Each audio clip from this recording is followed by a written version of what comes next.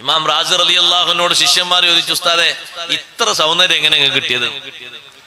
ഇമാം റാസി റളിയല്ലാഹുവിനെ കാണാൻ വല്ലാത്ത ചുറുക്കാണ്. ഒരു പ്രാവശ്യം ഇങ്ങനെ കണ്ട രണ്ടാമത് നോക്കിപ്പോ. എന്നാ പുറം ഭാഗത്തെ സൗന്ദര്യം മാത്രല്ല, ഉള്ളിലാണെങ്കിലോ ഇൽമിന്റെ കലവറ. വിശുദ്ധ ഖുർആനിനെ എഴുതിയ തഫ്സീർ തന്നെ 32 വാള്യങ്ങളുണ്ട്. സൂറത്തുൽ ഫാത്തിഹക്ക് മഹാനവറുകളുടെ വിശദീകരണം തന്നെ 200-ലധികം പേജുകളുണ്ട്. വലിയ ഇൽമാണ് അല്ലാഹു മഹാനവറുകൾക്ക് നൽകിയത്. നമ്മൾ മനസ്സിലാക്കണം, എല്ലാ ശാസ്ത്ര ശാഖകളിലും വലിയ മികവ് നേടിയ ഇമാം റാസി റളിയല്ലാഹു അൻഹുവിനോട് നിങ്ങൾക്ക് ഉള്ളിലും പുറത്തും അല്ലാഹു സൗന്ദര്യം തന്നിട്ടുണ്ട്. ഇൽമിന്റെ സൗന്ദര്യമാണ് ശരിക്ക് ബാത്തിനായ സൗന്ദര്യം എന്ന് പറയുന്നത്. പുറത്ത് നിങ്ങളെ കാണാനും നല്ല ഭംഗിയുണ്ട്. എന്താ കാരണം?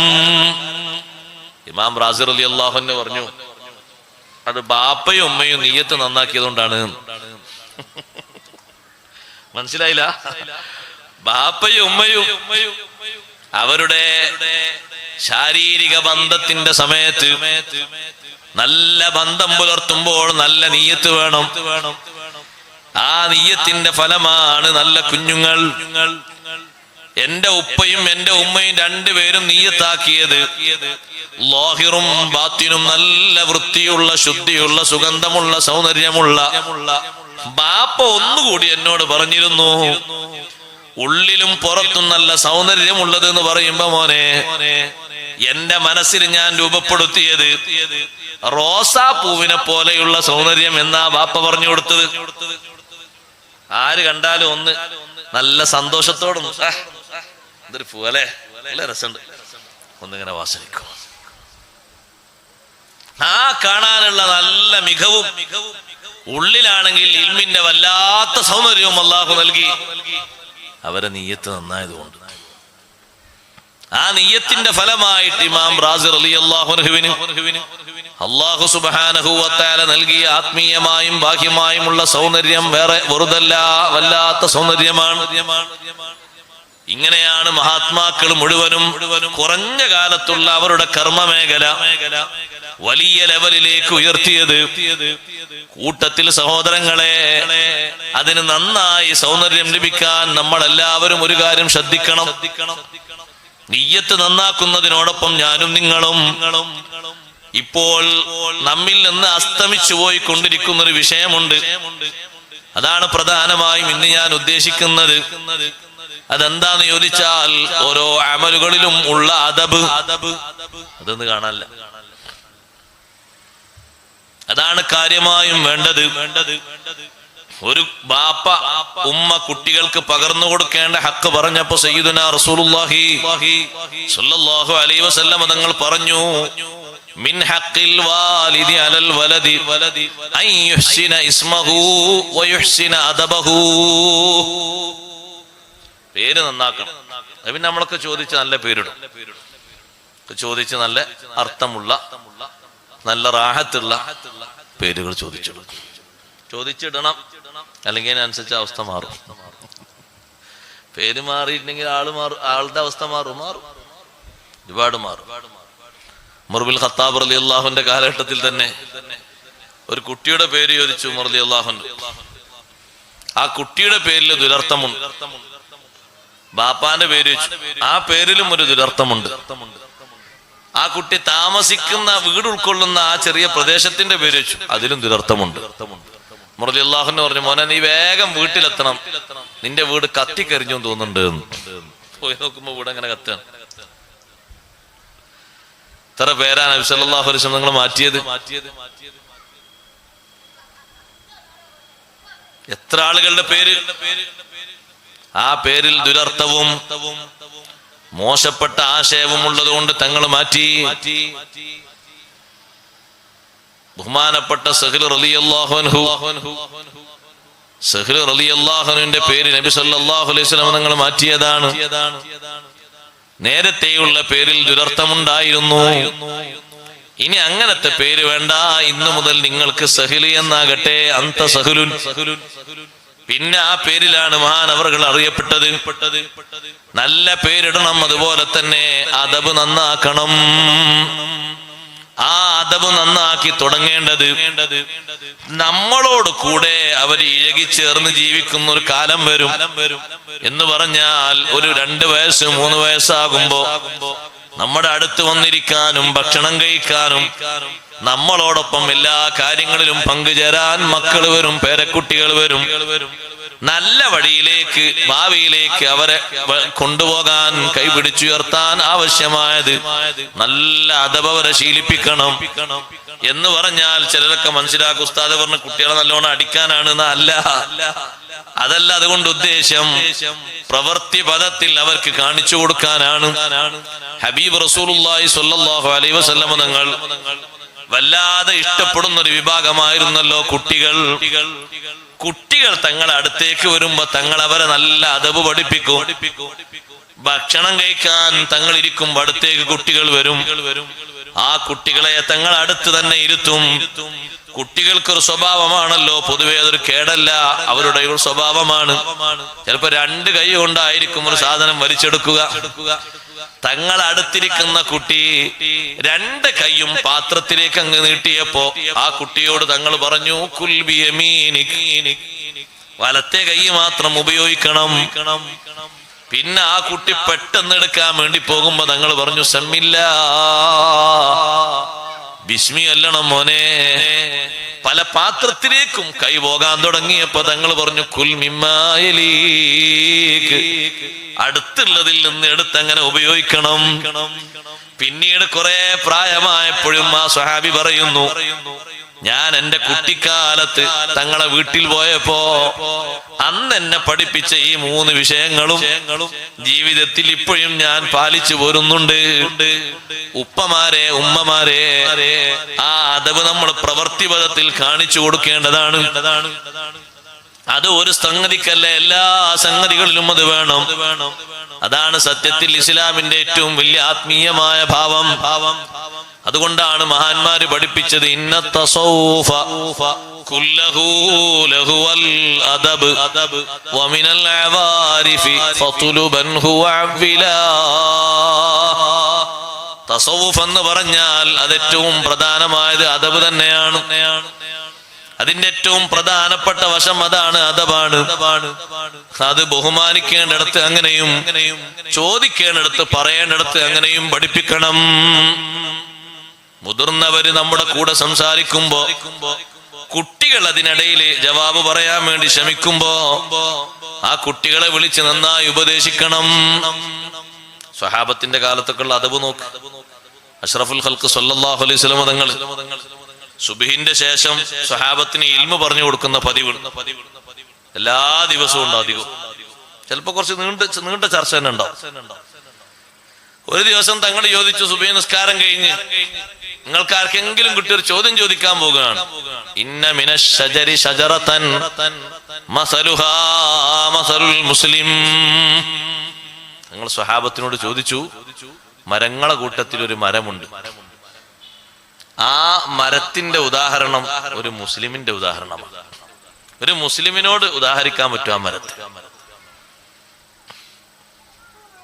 അതെന്താ? ആ മരത്തിന്റെ സർവ്വതും എല്ലാം ഉപകാരമാണ്. അങ്ങനെയാണല്ലോ ഒരു മുസ്ലിം.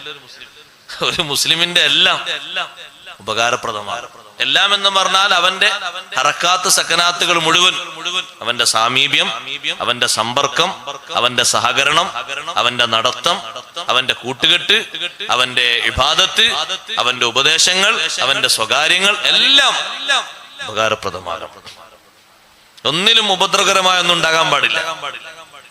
അങ്ങനെ പറ്റുന്ന, അങ്ങനെ ഉപയോഗിക്കാൻ പറ്റുന്ന, ഉദാഹരണമായി പറയാൻ പറ്റുന്ന ഒരു മരമുണ്ട്.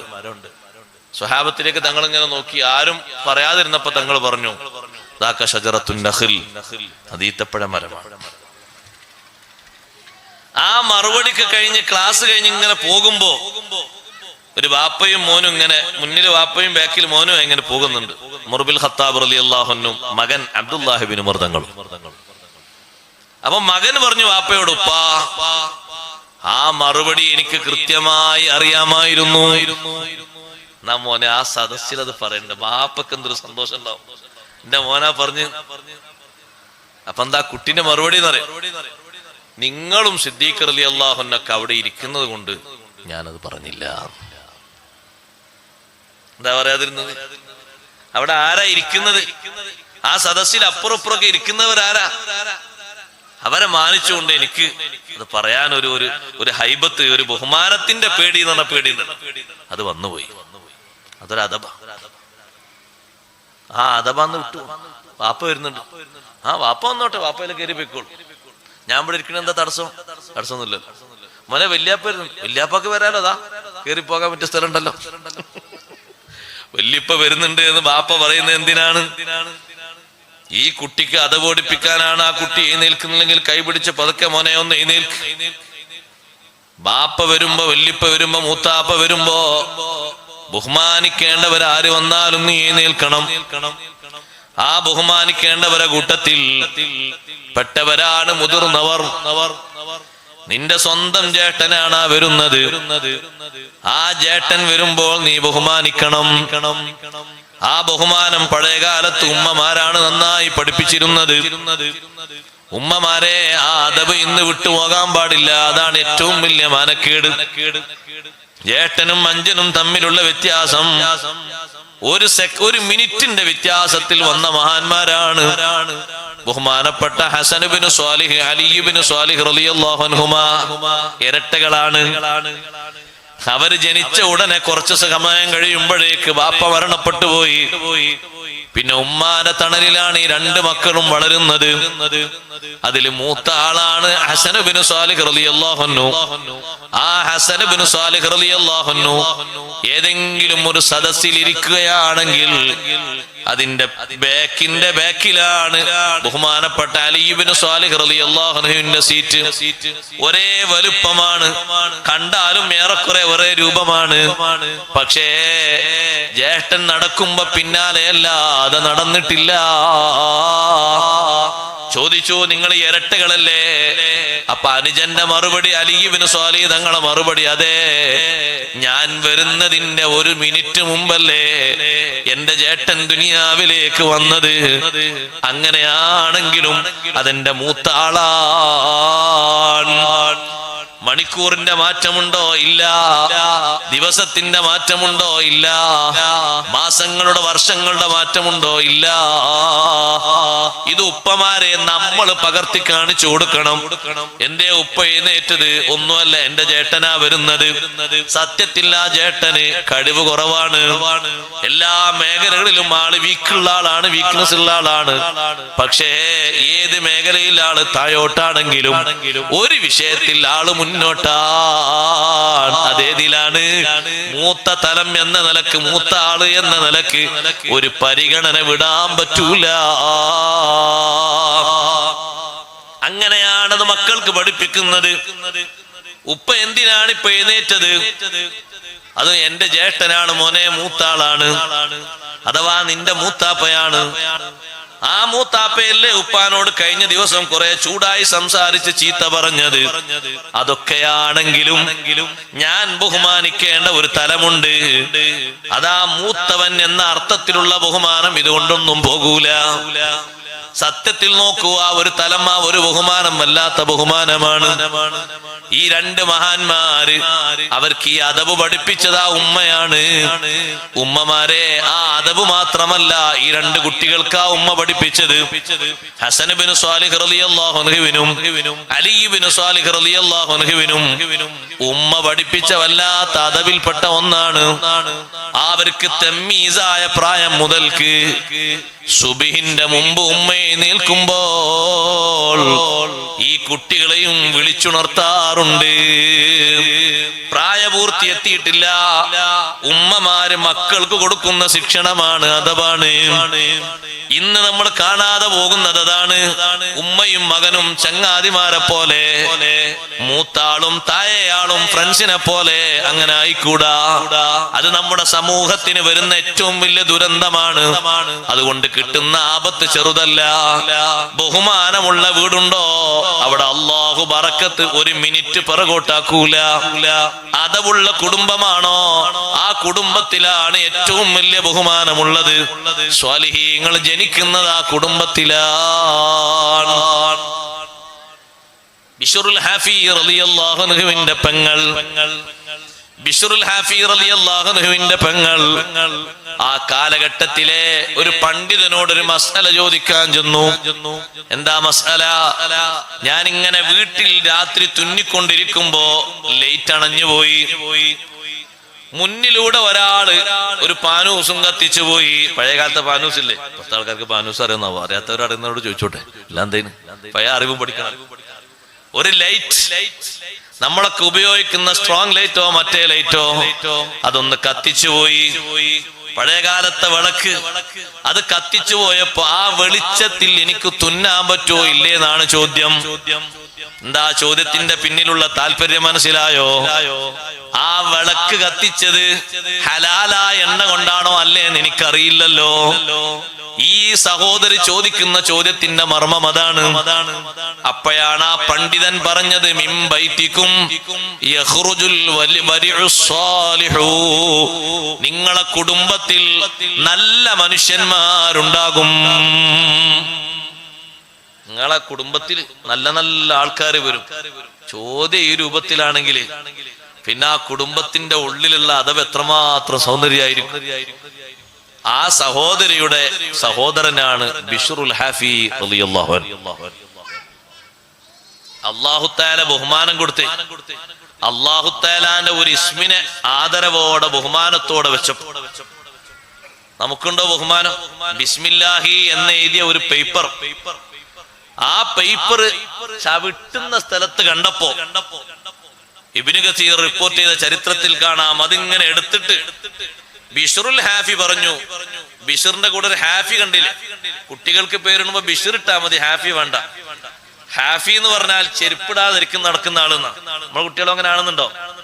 അന്ന് അങ്ങനെ പേര് വരാൻ കാരണം ഒരു ചെരുപ്പിന്റെ 4 ഭാഗവും പൊട്ടിയപ്പോ ചെരുപ്പ് തുന്നുന്ന ഒരാളടുത്ത് കൊണ്ടുപോയി കൊടുത്തതും തുന്നിത്തരണം.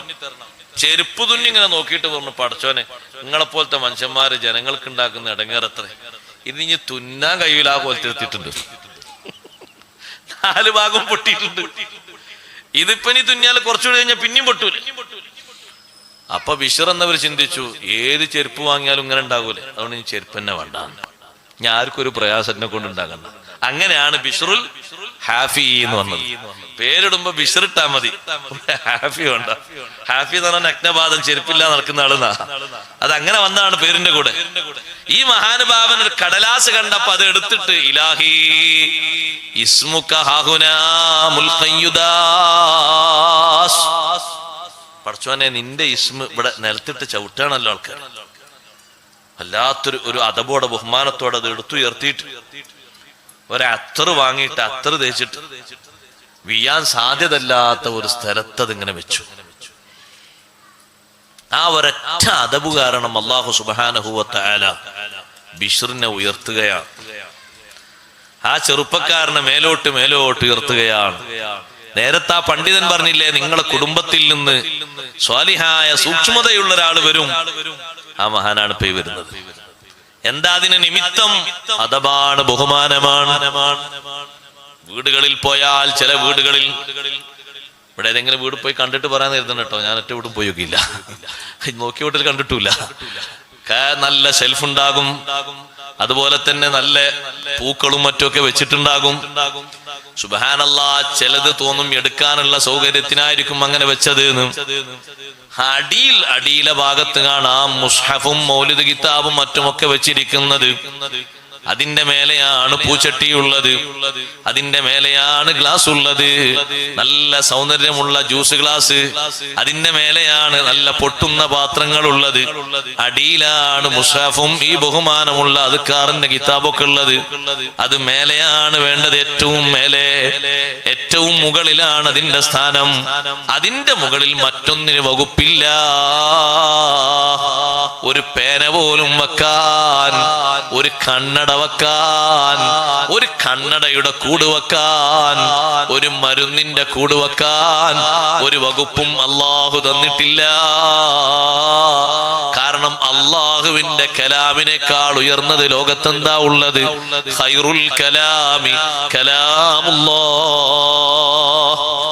ബിശ്റുൽ ഹാഫിക്ക് അന്ന് കിട്ടുന്ന ഒരു അശരീരി എന്താണെന്നറിയോ? ഓ ബിശ്റേ, ലഉതയ്യിബന്ന ഇസ്മക ഫിദ്ദുനിയാ വൽആഖിറ കമാ തയ്യബ്ത ഇസ്മീ.